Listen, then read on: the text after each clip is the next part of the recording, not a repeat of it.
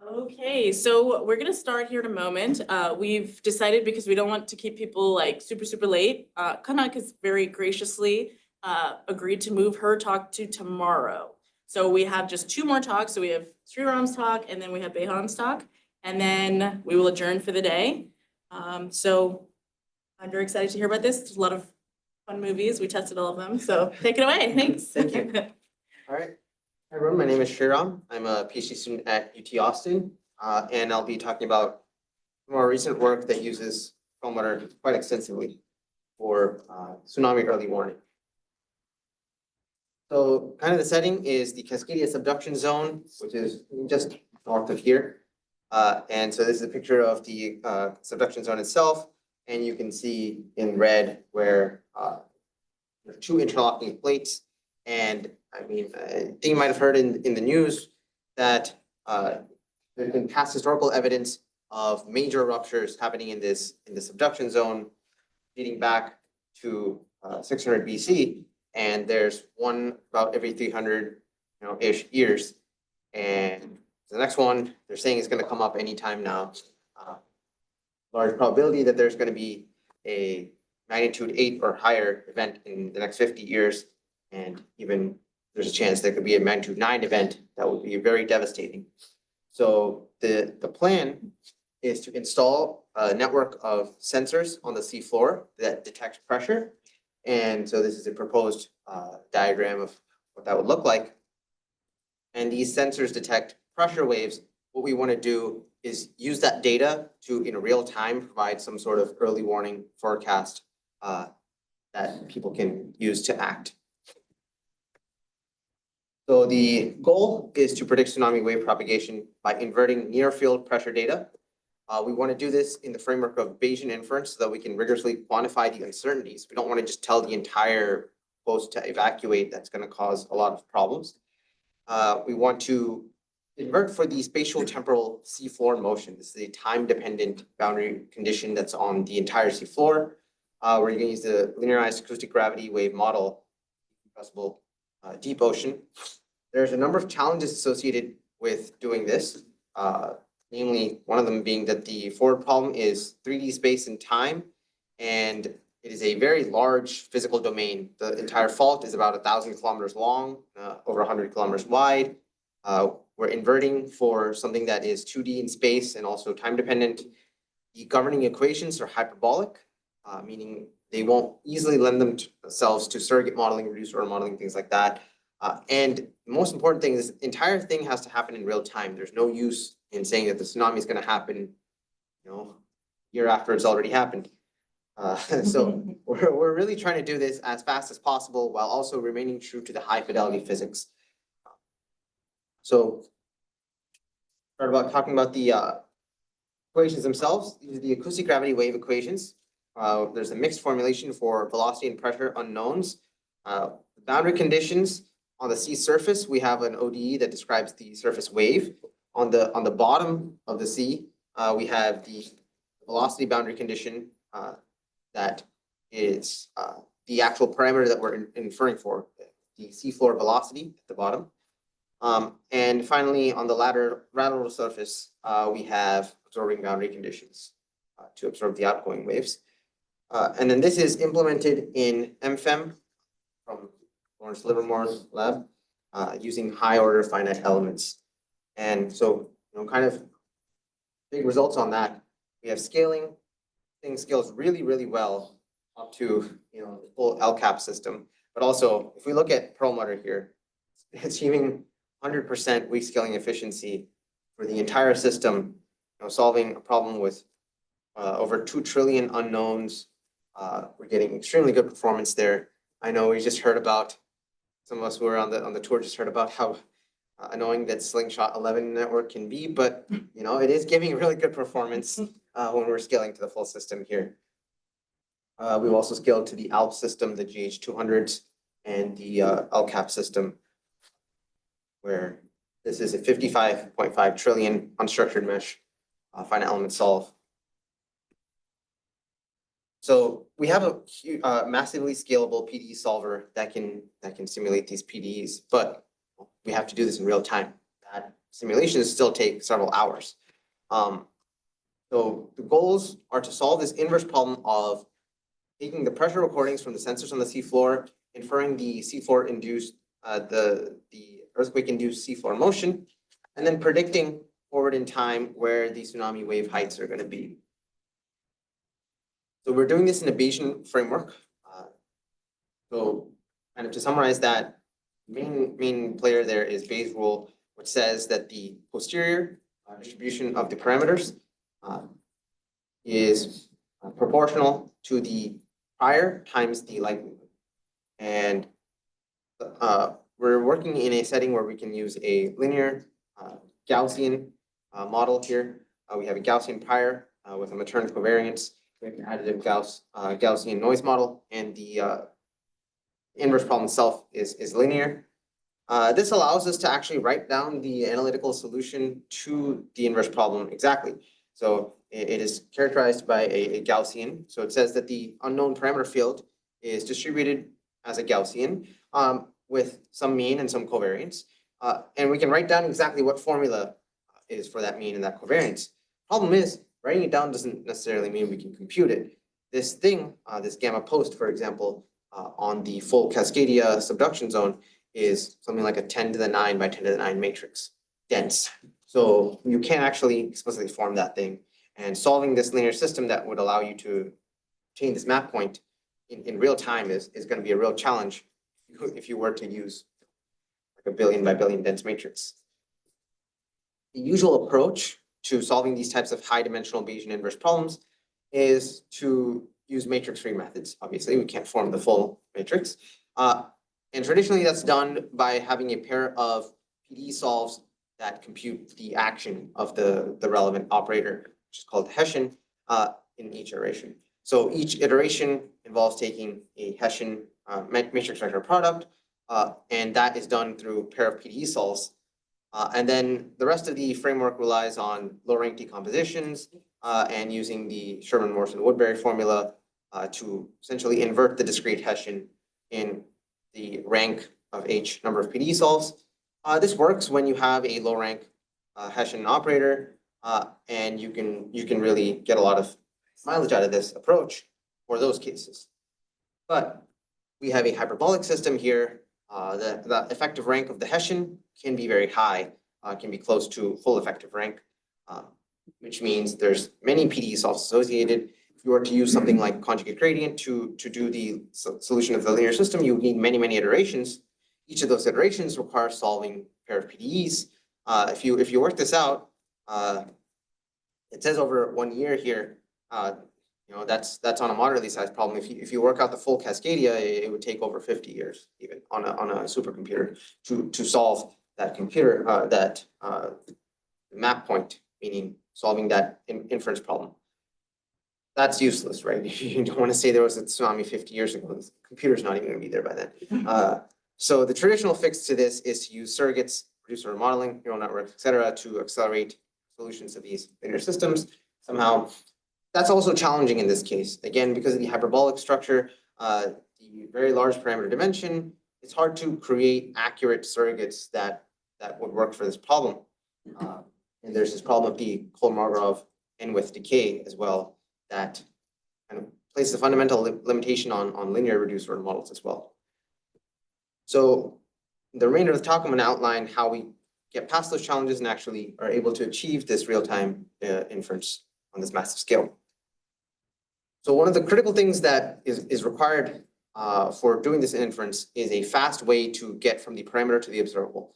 Parameter in this case is the time-dependent seafloor motion. The observable is the time-dependent pressure readings at each of the sensor locations.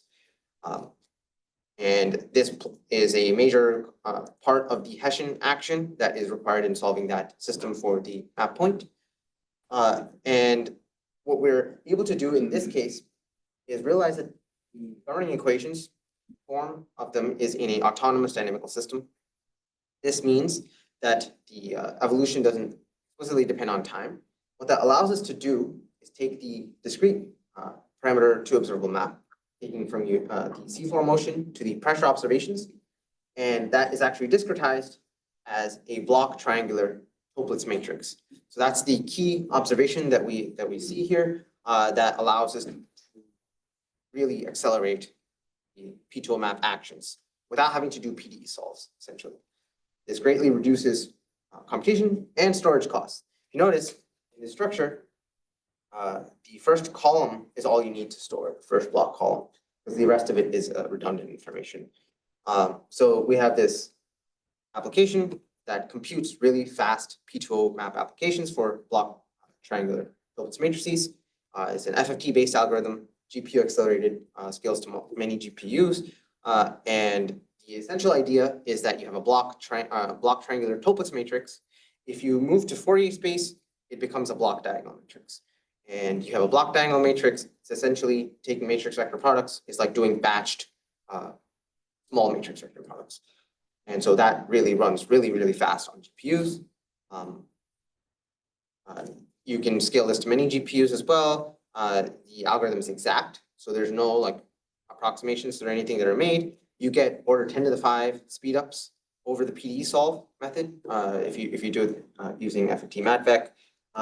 And we have an open source, performance portable, mixed precision implementation of this as well. Some of the single GPU results here, we've run on Intel Ponte Vecchio, NVIDIA A100 on Perlmutter, H100 on some other systems, GH200, as well as the AMD MI250X on Frontier, MI300X as well. And so the performance basically scales with the memory bandwidth of the GPU. You get really good performance because these are calling highly optimized vendor libraries like UFFT, cuBLAS, these types of things. And on Perlmutter, MatVec that had 160 billion parameters and 25,000 data points, computed in about 0.2 seconds using 4,096 GPUs. So this represents order 100,000x speed up over the traditional method, which would be solving a PDE to get that action. Now, given that, we can make our real-time inference and prediction framework. This is done with an online-offline decomposition, meaning we take a lot of the heavy computation and we shift it to the offline phase. We pre-compute a bunch of operators' data there, and then in the online phase, we're able to execute it really fast. Phase 1 is constructing this P2O map, parameter observable map. We have to do a few adjoint PDE solves for that. And that's where the massively scalable PDE solver really comes into play. It needs to be scalable and run really well on large systems so that we can actually compute this phase 1. Phase 1 for the full Cascadia system results in about 10 terabytes worth of data that needs to be computed. You have to do one adjoint PDE solve for each sensor. That's another fact of having this block Toeplitz structure is that you no longer have to do one solve for each sensor times each time point. You only have to do one for each sensor. So that's like an order of 1,000 reduction in the number of PDE solves you have to do. Comes for free essentially by having this block Toeplitz structure. And in phase 2, we compute this compact representation of the posterior covariance, this main operator that we need. We can compute it in the data space, which is a much lower dimensional space rather than the parameter space, 10 to the 9. The data space is around 10 to the 5. So you get huge savings by computing it there. That's made possible by the FFT MatVec application. You couldn't do that unless you had really fast P2O applications. In phase 3, we're able to compute uncertainties in the QOI, which is quantities of interest are surface gravity waves. That's what people need to know. Where's the wave going to hit? And we can also even pre-compute a data to QOI map. So if you want really lightweight predictions, you don't really care about the seafloor motion itself. You have pressure. You want me to tell you the wave heights. You can compute this Q map that takes you directly from pressure to the QOI without going through this intermediate step. And that's like order 10 gigs operator. You can store that on your laptop and then later do a matrix vector product for milliseconds on your laptop to get that afterwards. And then finally, in real time, you can compute the map point of the parameter field, the entire seafloor motion field. That also has uses. We also don't just want the wave heights. Having the entire seafloor motion is useful for later passing on to some shallow water solvers, something like that. And then you can also compute the QOI in real time. This this framework allows us to actually do the high fidelity. So there's no approximations, surrogates, anything used here. It's all exact, full physics. And we're getting the large scale inference and prediction done in real time. So I'll show you the results of this. The mesh that we use to solve our PDEs, adapted to the bathymetry of the region. So this is kind of a portion of the mesh. The bathymetry scale is a little bit exaggerated, so you can see it, but it conforms to the C4 essentially. This is an animation showing a margin-wide rupture scenario of an earthquake, magnitude 9 earthquake that spans the entire subduction zone, how that would propagate. You have on the left, you have the vertical displacement, and then on the right side, you have the normal velocity field. The normal velocity field is actually what we're trying to invert for in our inverse problem. So yeah, I mean, this kind of just stays about the same afterwards. Now, this is pressure transients on the left side. So these are actually what we would be observing at those sensor locations. There's about 600 sensors that we use. I'll show you in a later picture where exactly those are, but they're kind of approximately uniformly distributed throughout the domain. 600 sensors, they're measuring the pressure waves in time. And then on the right side here is the surface gravity wave that's actually forming as a result of this C4 motion, causing that. So that's the actual tsunami wave that you're seeing there. And then problem size configurations, we use a spatial resolution in our mesh about 300 meters. That's enough to resolve the wavelengths that we need. Simulation time, we go to 420 seconds. So this comes out to about a total parameter dimension, space-time, spatial in the C4, and then temporal in those 420 seconds, 1 hertz rate, gives us about over 1 billion space-time parameters. Total data dimension is about 250,000. So that's number of sensors, 600 times the 420 seconds.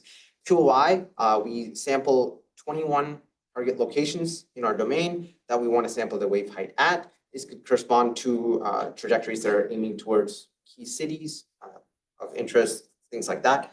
So we have 21 times another 420. That gives us the 8,820 QOIs. And in the state dimension, which is the actual PDE state, the velocity and pressure, that's over 3 billion, 3.7 billion spatial DOFs there, and 300,000 something time steps that has to be done in the PDE time step.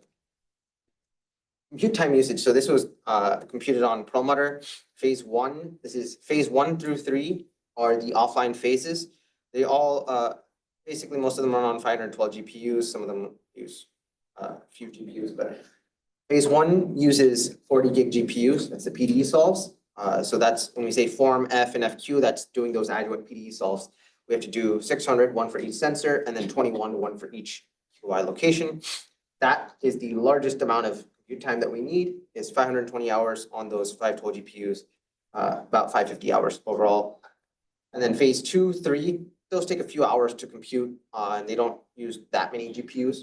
Forming this K matrix does, but most of the other parts, some of them only require 16 GPUs, 25 GPUs, things like that. And then finally, the real-time phase, using 512 GPUs, we can invert for those billion parameters, space-time, in under 0.2 seconds. And then you can compute the QOI, the predicted surface height location at those target locations in less than a millisecond. So this is a rendering on the left of the true displacement, C4 displacement, and then on the right, inferred C4 displacement. So you can see it actually does quite a good job. And you might think, okay, what's happening outside those regions? I mean, these sensors that we're using to get the information for inverse problem, they're very sparsely spaced in along the domain, actually. There's 600 of them. And if you imagine fitting 600 dots in there, you might think, okay, that's pretty densely packed, but those things are like separated by 20 to 50 kilometers each.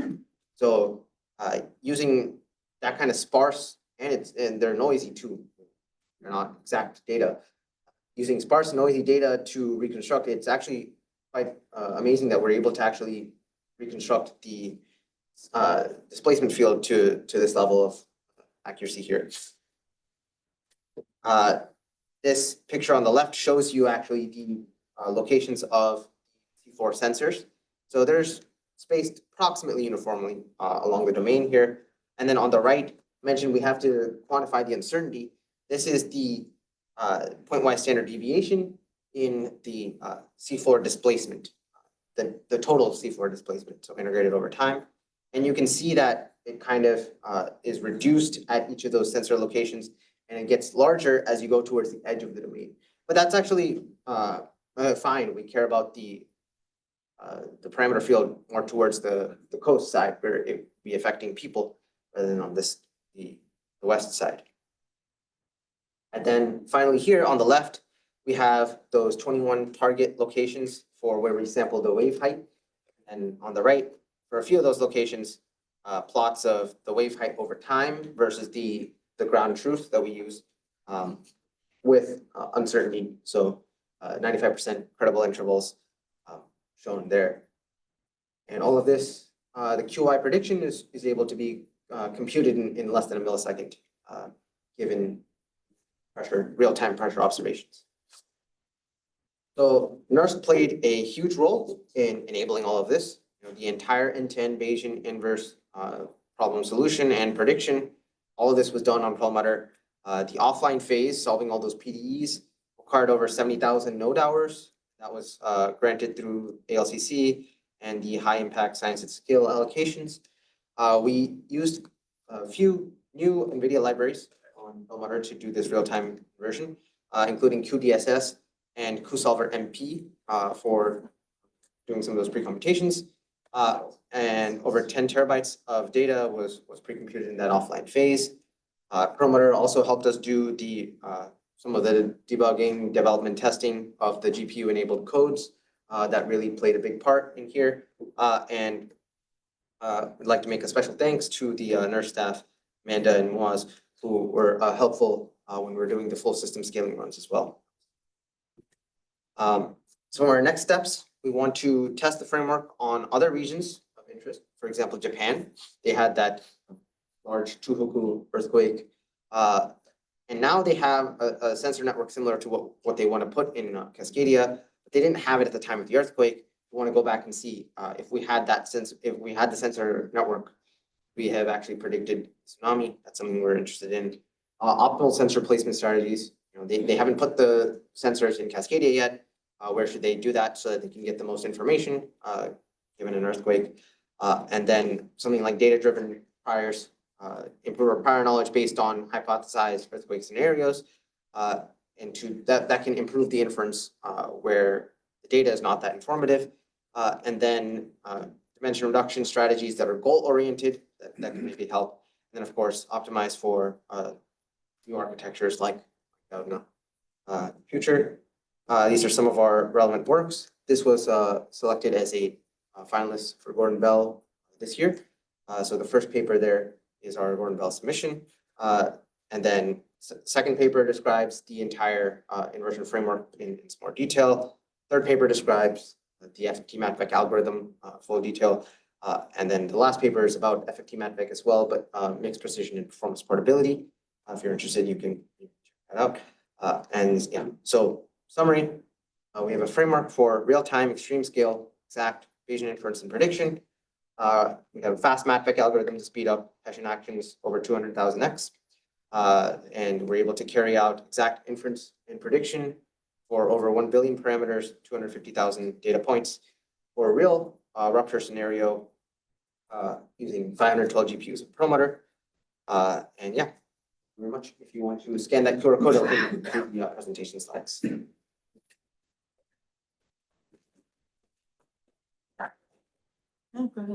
Is this deployed at all? I mean, is this active?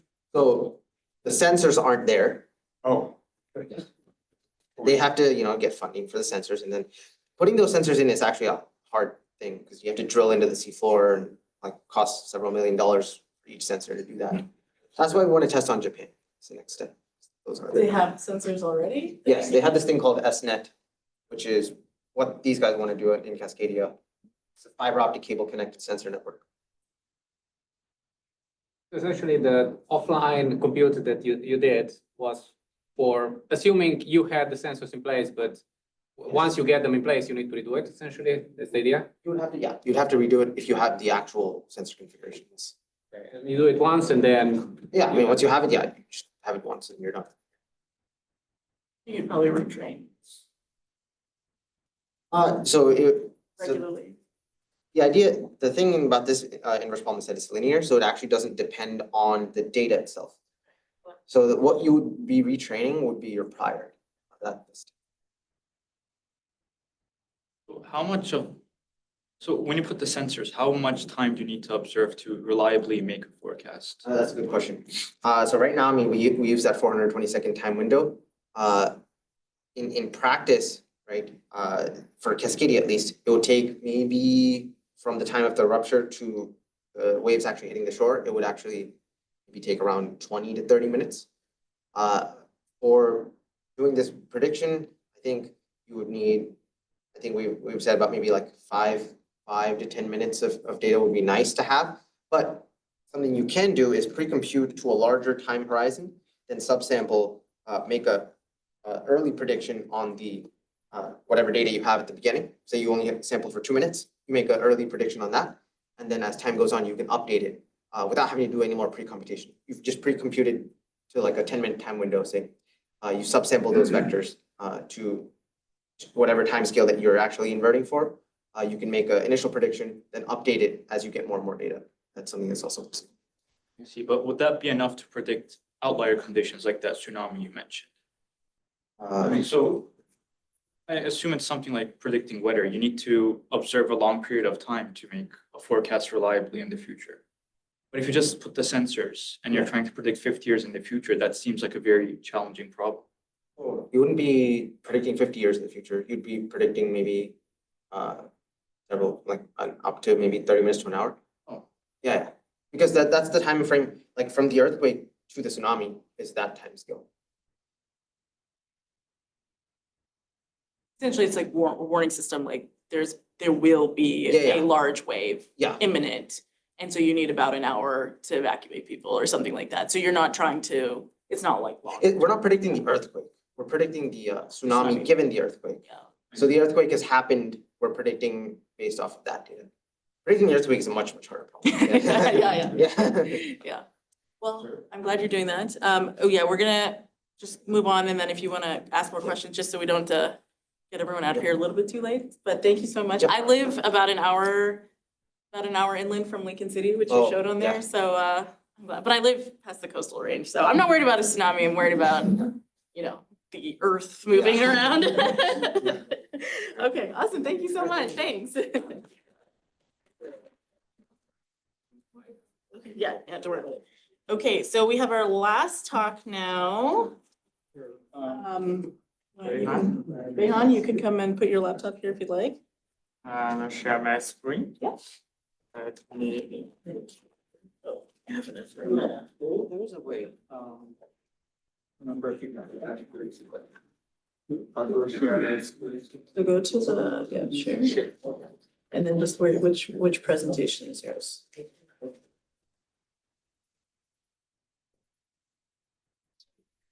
Yeah, just take a second. There you go. And then just go to the beginning. Right, and I'll give you like a 1-minute warning, just so that we. Okay, don't go okay. far over. Does that sound good?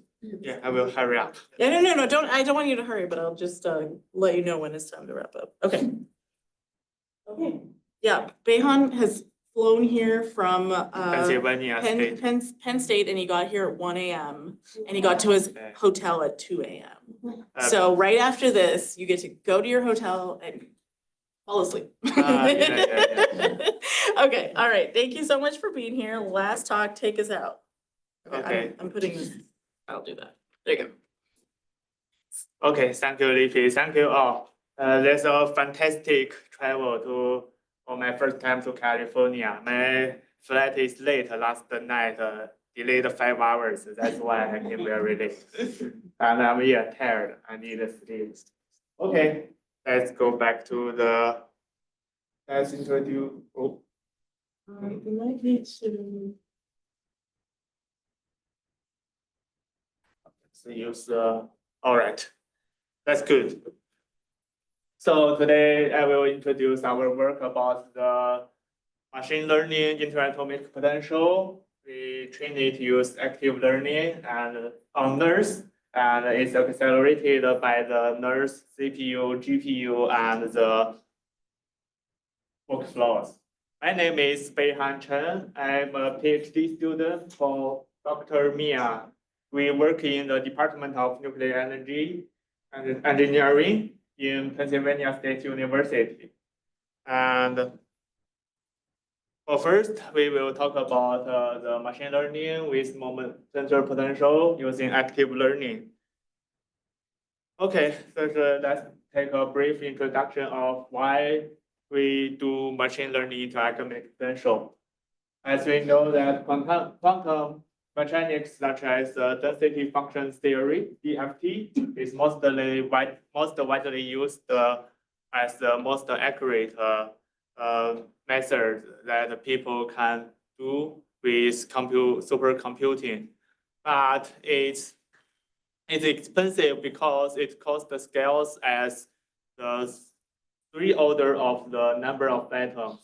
So in practice, it normally can only run for a system within 1,000 atoms.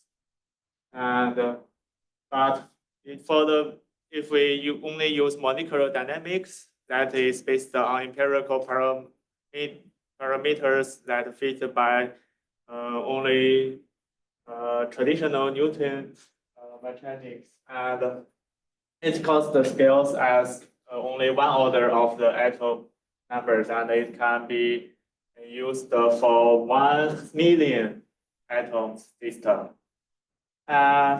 So nowadays, with the recent development of the computation technologies, people think that why not we use the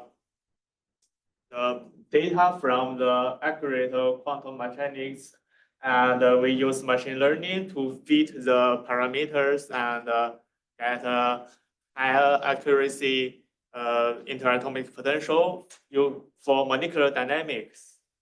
Or that can allow improve the accuracy and apply the DFT results, figures, data for large systems. Sorry. The moment tensor potential is one kind of machine learning interactive potential. It's an efficient choice of MLIP. As seen in this figure, and the computational cost and the test error, it gives a very good curve. And it's described atomic local environment by moment tensor. That is weighted by the it has the number of level of moment tensor. The level is higher, meaning that the potential is more accurate, but it also costs more time to train. And in this work, the MLP3 package, we used this developed by this group, and for the whole training workflow. The moment tensor potential already widely used in multiple kind of alloys. For example, molten salt properties, defects in nickel aluminum alloys, and yes, it's already used to investigate the chemical short-range order. Short-range order in chromium, cobalt, nickel alloy. Yeah, just this year. And the key conception we used for the machine learning training on the fly is called active learning. The key idea is that for the training, we need a training data set. That means we need to generate many small configurations for DFT calculation, and we got the results from DFT calculation of these small configurations. If we only generate the configurations randomly and we just calculate it, there will be problems of replicated calculation, and it's a waste of cost. So by active learning, that means that from the initial, we have a very small we have a very small training set at the beginning. For this step, we use the random generation. Yeah, and then we first train initial potential, and the potential energy phase we use molecular dynamics, of course, interfaced with the particular time potential. We use this to generate new configurations, and there is the extrapolation grid gamma. That means it is calculated based on the energy prediction compared to the existing training data set. If it's extrapolate not so much, we call it reliable extrapolation, and we select these part of configurations to calculate. If the extrapolation grid gamma is too large, then we call it risky extrapolation, and we do not use it. We terminate the MD simulation, and we use the configurations we already generated and selected to do DFT calculations and run again. That is how the curve began from small and then it expanded to larger ranges. All right. That is a total flow sheet we are running and we are using for calculation in NERSC now. As see here, we first we run this loop iteratively until the testing of our potential is meet the goal, and we think it's accurate enough. So you can see for the DFT calculation for first, we use the GPU acceleration, which is do very fast. We have a test. If we use the CPU of WASP in NERSC, it takes around 1 hour for one configuration. But if we use GPU acceleration, it's only cost less than 20 minutes. And we use our GPU for DFT calculation. And for the machine learning potential training, we are now using the regular CPU because it is now based on land regression, and the more CPU I use, the faster it's run. And for the testing, the molecular dynamics and generate configurations, the molecular dynamics, we use labs, of course, and we use CPU share because it will, to save our allocation of CPU. And we use the different QoS for every calculation, and in the generation, we use the NPT example in labs to generate configurations. We raise the temperature, we heat the structure and make it the more variety displacement of atoms. Okay, now after the training of the potential, now I will introduce this application for chemical short-range order in the nickel, cobalt, platinum with hydrogen atom system. Of course, for first, it's a brief introduction of the short-range order. Is how the atomic colorations in medium entropy alloys or high entropy alloys. You can see here for the initial, the atoms just randomly distributed, and after some temperature and some other effects, it will come to very short-range order at some local small environment.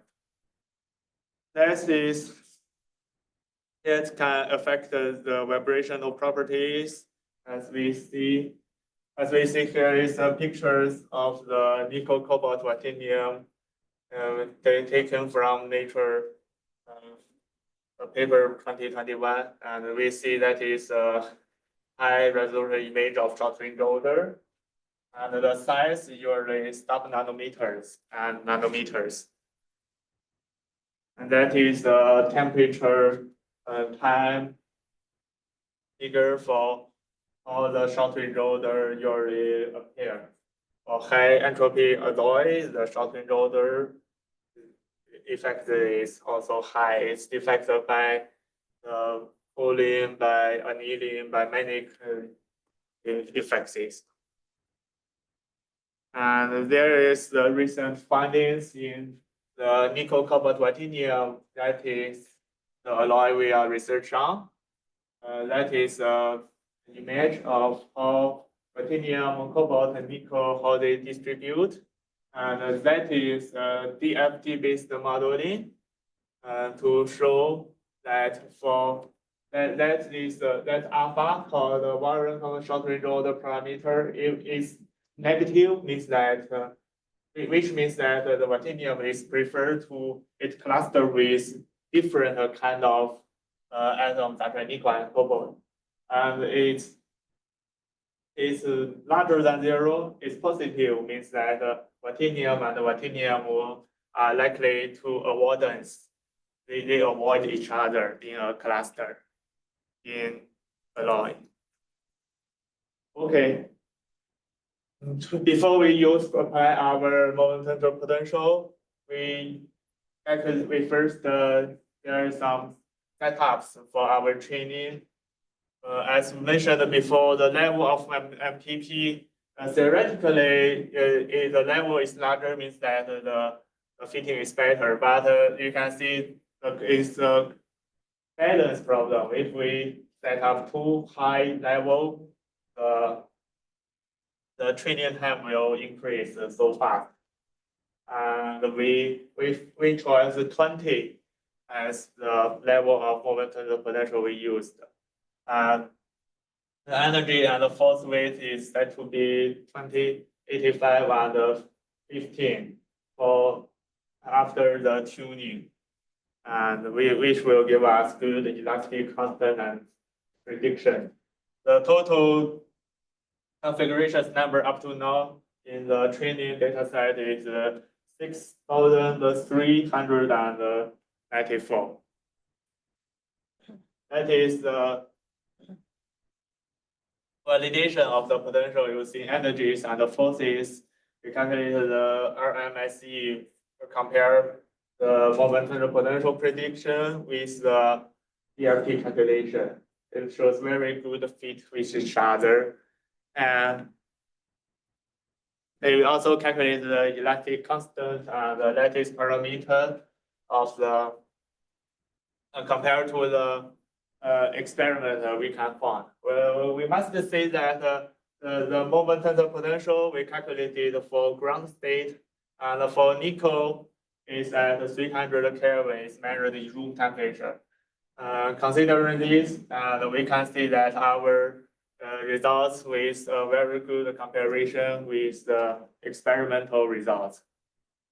Then, based on this validation, we run the simulation of chemical short-range order, and we find consistent with experimental results. As we can see that for ruthenium, it shows very high alpha. That alpha parameter is to weigh how the atom avoid each other or close to each other. That means that ruthenium and ruthenium are likely to avoid each other. And for cobalt ruthenium and nickel ruthenium, they tend to closely to each other. It's so good, consistent with experimental results we can find, and we can use it to investigate different types of many effects. For example, we will calculate how the short-range order couples with hydrogen, and how green boundaries is a kind of defects, and also other defects, and it will affect the decohesion, the many properties and behaviors in alloys. Thank you.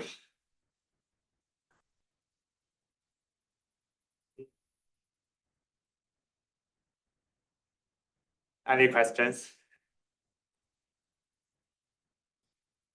So what's next? The next. What do you plan to do next? We plan to do that The major thing we plan to do is to investigate how the distribution of hydrogen affects the outreach order. That is the major, the next step we are going to look into. I mean, in terms of, Meaning, a computational capability. computational. Yeah, I mean, what more do you need to do in order to do those things? What's more, I think we are going to investigate in molecular dynamics. Yeah, basically molecular dynamics. And if we found that there is some shortage and something need to improve, we may continue to train the potential. I mean, if we found something need to be improved, we will improve the potential. Okay. Hi. How robust are your potentials to like changes in temperature? Or do you guys train like a new potential for every temperature? The potential temperature range up to now, we think that is, sorry. It will be reliable under 1,000, at least under 1,000 Kelvin up to now. For the much higher or melting, we are going to look into that, but up to now, we think our potential is valid at least at 0 time from the ground state to 1,000 Kelvin. And that's assuming that your system doesn't melt in between 0 to 1,000. Yes, we do think that we do simulate the melting during the machine learning training process, but we have not do a very good research on the melting itself. So at least it's stable up to now. If we found it's unstable for melting for very high temperature, we will find ways to improve it. Thank you. Please. And how stable is your MD timescale? So you said it's stable. You said it's stable up to 1,000 Kelvin. So at what timescale is that? Nanosecond or? You mean